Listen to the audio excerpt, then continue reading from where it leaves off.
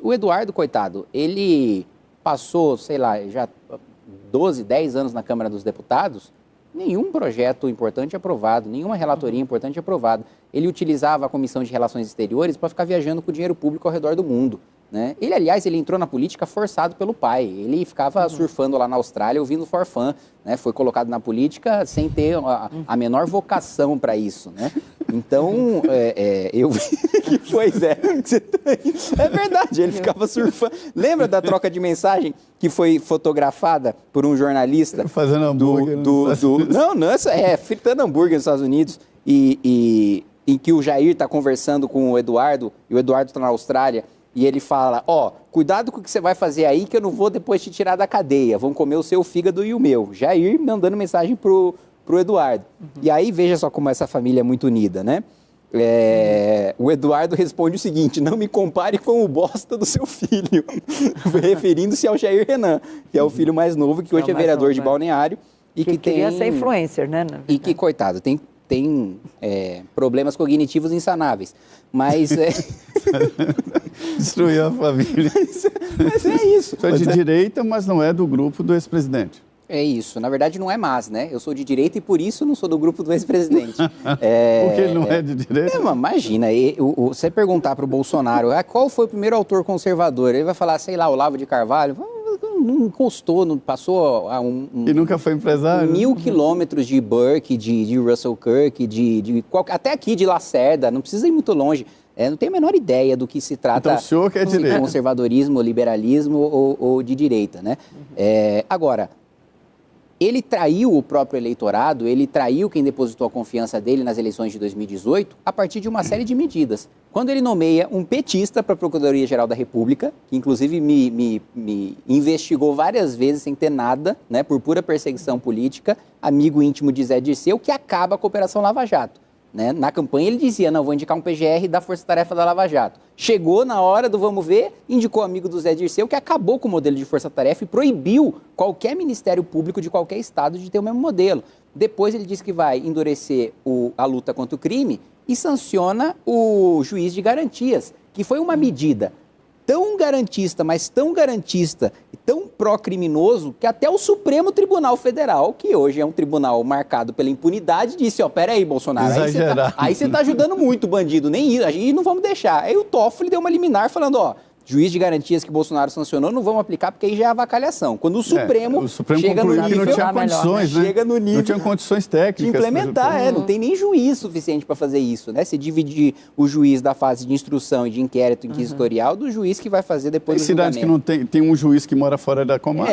Exatamente. E aí, depois tem o afrouxamento da lei de improbidade administrativa, né? Se fosse o Lula fazendo agora, os bolsonaristas estão fazendo um escândalo. É a promoção da corrupção, não sei o que lá. Aí o Bolsonaro mandou, aprovou com o voto dos petistas e dos bolsonaristas. A mesma coisa a PEC da vingança, que por sorte nós conseguimos derrotar. Bolsonaro manda uma proposta de emenda à Constituição para aumentar o número de indicações do Congresso Nacional ao Conselho Nacional do Ministério Público para perseguir promotores que combatem a corrupção. PT e Bolsonaro votando junto. PEC da impunidade. Os bolsonaristas apresentam uma PEC para que o deputado não possa ser preso nem em flagrante de crime inafiançável. E que, em caso de ser preso, fique na Câmara. Assim, é uma piada pronta, né? Todo mundo já tem uma imagem muito boa da Câmara dos Deputados. Você ainda vai lá e transforma em presídio, a rapaziada vai falar, não, cerca todo mundo aí já e deixa. Então, Bolsonaro descumpriu essas promessas e do ponto de vista econômico também. Qual foi a última grande reforma do governo Bolsonaro? Foi a PEC Kamikaze. Cujo nome Kamikaze foi dado pelo próprio ministro da Economia, Paulo Guedes, que criou um rombo de 150 bilhões de reais. O interessante é que todo mundo que pensa como o senhor, que é do grupo, né, que foi eleito, a primeira eleição foi uma forte influência dele, eu não tenho dúvida. A sua eleição. Minha? Influência do Bolsonaro? A primeira Deus me livre, Maria. Eu tenho um trabalho próprio, eu tenho uma trajetória própria. Eu não colei no Bolsonaro. Não, a primeira foi o grupo todo, né, e o senhor estava entre esses grupos de direita que faziam a força do Bolsonaro. Não, mas não, Zé, eu me nego a aceitar que eu me elegi na primeira eleição por causa do Bolsonaro. Toda a trajetória que eu construí durante o impeachment, e inclusive no MBL, no Movimento Brasil Livre, e inclusive quando perguntado no ano de 2018 sobre o que eu acharia de Bolsonaro, eu dizia que seria um desastre, né? E declarei voto útil nele no segundo turno, E com ele pedindo, né, depois da facada, que nós o ajudássemos ali no Nordeste, mas depois que eu já estava eleito.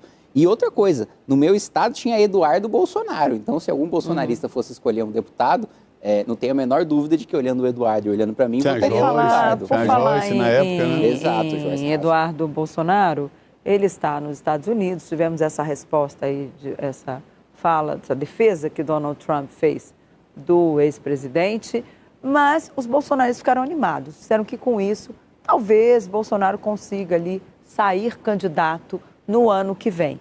E outros já começaram a colocar Eduardo Bolsonaro como um possível substituto do presidente, caso ele não consiga a candidatura.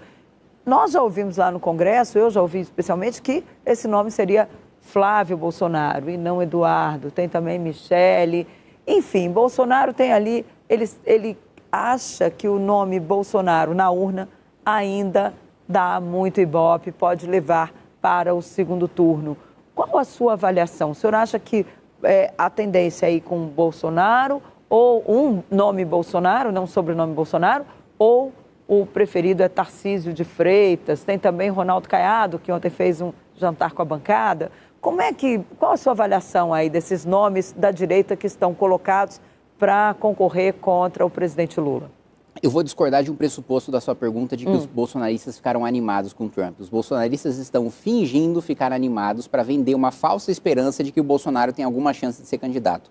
O Trump fez uma bravata. Ele não vai mover uma palha para o Bolsonaro recuperar os seus direitos políticos aqui, muito menos para o Bolsonaro ser solto quando ele for preso aí da expectativa do final do julgamento, que é o final desse ano. Então, assim, não teremos Jair Bolsonaro candidato, Jair Bolsonaro sabe disso, sua família sabe disso, os deputados bolsonaristas sabem disso e admitem nos bastidores, né? Então não tem ninguém animado, tem gente fingindo e utilizando os bolsonaristas de massa de manobra para tentar vender essa falsa esperança e ganhar algumas visualizações e crescer um pouco seus seguidores para aumentar sua votação na próxima eleição. Em relação a ser alguém da família, os próprios bolsonaristas, né, reclamam do Bolsonaro ser hegemônico e paranoico, né? Ele não confia em ninguém, ele não tem aliado, ele tem família. Ele fala, olha, se for o Flávio, né, se for o Eduardo, aí sim, da Michele até, eu já ouvi de um ex-ministro do Bolsonaro, que um sujeito como o Bolsonaro, com o perfil dele, com o pensamento que ele tem sobre mulheres e que se divorciou 2 vezes, jamais ia apoiar a mulher para a presidência da República. E eu acho que esse raciocínio faz sentido. Os filhos, o Eduardo, coitado, ele passou, sei lá, já 12, 10 anos na Câmara dos Deputados, nenhum projeto importante aprovado, nenhuma relatoria importante aprovada. Ele utilizava a Comissão de Relações Exteriores para ficar viajando com dinheiro público ao redor do mundo, né? Ele, aliás, ele entrou na política forçado pelo pai. Ele ficava surfando lá na Austrália, ouvindo forfã, né? Foi colocado na política sem ter a menor vocação para isso, né? Então, eu vi que, pois é, é verdade, ele ficava surfando. Lembra da troca de mensagem que foi fotografada por um jornalista? Fazendo hambúrguer. Fritando hambúrguer nos Estados Unidos, em que o Jair está conversando com o Eduardo, e o Eduardo está na Austrália, e ele fala, cuidado com o que você vai fazer aí, que eu não vou depois te tirar da cadeia, vão comer o seu fígado e o meu. Jair mandando mensagem pro Eduardo. E aí, veja só como essa família é muito unida, né? O Eduardo responde o seguinte, não me compare com o bosta do seu filho, referindo-se ao Jair Renan, que é o filho mais novo, que hoje é vereador de Balneário. E que queria ser influencer, né? E que, coitado, tem problemas cognitivos insanáveis. Mas destruiu a família. Mas é isso. Mas é estranho. Sabe o que é, deputado? É porque nós estamos num momento que alguns, né, acham que quem fala que o cabelo do Bolsonaro está errado é petista. E no PT é a mesma coisa. Quer dizer, não existem só esses dois lados na política e no mundo e na vida. Graças a Deus. Que a famosa... Isso é conhecido, isso é famoso na dialética erística, né, que é a que estuda a arte do debate, como a falácia da falsa dicotomia, né? Você finge que só tem 2 opções para forçar uma pessoa a escolher uma delas, quando nenhuma delas atende ao que aquela pessoa acredita. Mas o senhor estava falando, faltou o senhor fazer uma análise aí do Flávio. Perfeito. Não, o Flávio é o que não tem a menor condição de disputar, porque ele tem telhado de vidro, né? Ele está lá até hoje sem explicar como é que ele comprou aquela mansão lá de não sei quantos milhões, tendo a renda de senador da República. Então eu não vejo condição de ninguém da família disputar. os presidentes de partido do Centrão estão pressionando muito o Bolsonaro para ele apoiar o Tarcísio. Tarcísio é o nome dos grandes presidentes de partido, do Kassab, do Ciro Nogueira, do Marcos Pereira, do próprio Valdemar da Costa Neto, que aliás é irônico, né? Hoje os deputados bolsonaristas estão no partido presidido pelo cara que foi preso no mensalão do Lula, né? E tá tudo bem, tá tudo bonito. Ele vai lá e discursa na Paulista do lado do Bolsonaro falando vida, família, saúde. Assim, ele não sabe nem falar um lema terra, família e pátria, né? É uma coisa simples. Pátria, família e liberdade. Pátria, família e liberdade. TFP ele também não sabe, mas ele tá lá junto com o Bolsonaro, então hoje ele é um cara de direita, né? Então, assim, existe essa pressão, né? Agora, os sinais que o Tarcísio passa nos bastidores olha, só vou com o apoio do Bolsonaro e com uma grande coligação me apoiando. Eu acho que existe aí um grande projeto que eu vejo com receio, porque se o Tarcísio, na eleição, já começa coligado com PP, União, PSD, Republicanos, PL, ele já vai ser presidente da República devendo um boleto que é impagável, né? Ele já Como assim? vai... Explica melhor aí pra gente esse boleto. Não, alguém acha que o Valdemar da Costa Neto apoia um candidato por idealismo e republicanismo? Não, o Valdemar quer ministério, quer emenda, quer cargo, né? Alguém se engana que algum presidente de grande partido está apoiando o Bolsonaro porque faz arminha com a mão? Não, é gente que foi base desde do Collor, passando por todos os governos até agora o Lula, né? É gente que votou o teto de gastos e depois votou a PEC da transição. Né? Gente que revogou os próprios projetos que aprovou, gente que não acredita em nada, cuja ideologia é cargo e emenda. Então, se o Tarcísio já sai com esse megazord, né, da eleição, vai ser engessado. Ele vai chegar com os ministérios todos loteados para gente que não está preocupado está acabando. Eu queria ouvir o senhor, que é um ponto que o senhor trabalha muito aqui, sobre segurança pública, né? Vai ser um grande assunto. E eu interessei muito no discurso do senhor, quando o senhor disse que é preciso dar um choque, e fala até no exemplo de El Salvador. Como é que seria isso, essa mudança radical na segurança pública? Eu acho assim, quando a gente fala de mudança radical, estou falando de uma nova Constituição. Com essa Constituição, não é possível ter a legislação dura como a gente precisa. Mais de 90% dos países da OCDE têm prisão perpétua ou pena de morte, né? Nós não temos nenhuma delas vedado por uma cláusula pétrea. Então, precisamos de uma nova Constituição para ter pena de morte e prisão perpétua. Esse é o primeiro ponto. Segundo ponto, nós precisamos de uma Constituição que permita que a gente adote o direito penal do inimigo, que é uma doutrina alemã em que nós enxergamos faccionados, membros de máfia, facções criminosas, milicianos, como um exército estrangeiro invadindo o nosso país e que, portanto, quando eles são julgados e quando eles entram em confronto com a polícia, eles não têm os mesmos direitos e garantias do que um cidadão comum tem. Né? Eles são tratados como, de fato, um exército inimigo invadindo o nosso país. Guerra, né? É uma guerra. Literalmente, o que eu defendo é uma declaração de guerra formal, constitucional, contra o crime organizado. Não é guerra retórica, é literalmente um esforço de guerra. Literalmente nós produzindo armamentos, nós levando tanque, se necessário levar caça para territórios dominados, né, pelo crime organizado.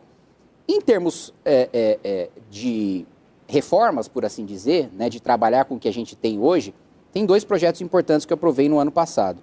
Um foi a prisão preventiva para quem comete crime com violência ou grave ameaça, né? Quem é pego em flagrante perde o direito de responder em liberdade, para acabar com esse entra e sai e esse retrabalho da polícia. E o outro projeto também de pena para furto, roubo e receptação, porque hoje a pena é baixa, principalmente para furto e receptação, num ponto de não dar cadeia, né? Porque uma pena abaixo de 4 anos se transforma em restritiva de direitos e uma pena abaixo de 8 anos não termina em regime fechado, você começa no aberto ou no semiaberto. Então, o endurecimento dessa pena, principalmente na receptação, que é o elo econômico do crime, porque se não tem quem receba e venda, não tem quem roube para depois vender e repassar e transformar isso em dinheiro.